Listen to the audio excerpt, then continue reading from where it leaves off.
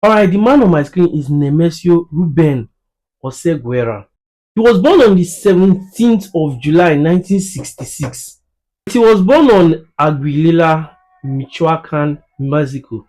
But he died on the 22nd of February 2026 in Jalisco, Mexico, Talpapa.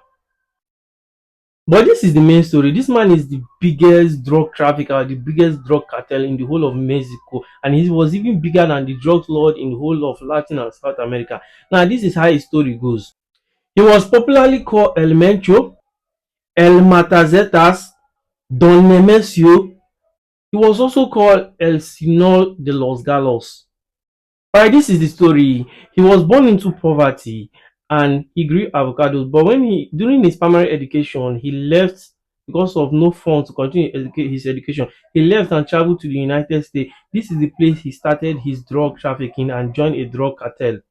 He went to the United States in the 1980s but was deported in the 1990s because he was arrested. He got frequent arrested, so the American government had to deport him. Remember, he was deported illegally, so when he came back to Mexico, he joined a cartel known as the Millennial Cartel. So El Mencho drove into leadership position when the cartel leaders and other leaders were killed. Some of them were arrested. So he drove into this leadership position through fighting. He worked with other cartel groups. He won them, and he got more respect among his fellow cartels and members.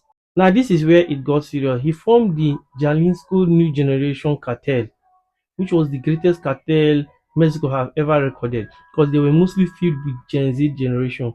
And again, the whole drug trafficking, he was the best, and he controlled all the drug trafficking around America and North America.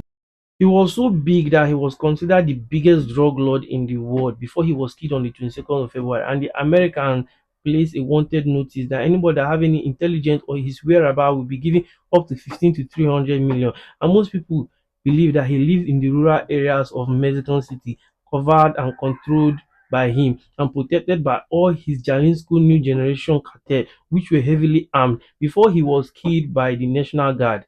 Yes, and this National Guard, they work with the United States intelligence, killing this Elemental. Elemental died on the 22nd of February, where a serious fight, and so the whole of Mexico is on fire because his cartel members are saying they will not agree to it, and most drug trafficking rings now have been compromised because of his death. The video in my screen will show you the kind of war going on, and so the Great War begin in Mexico.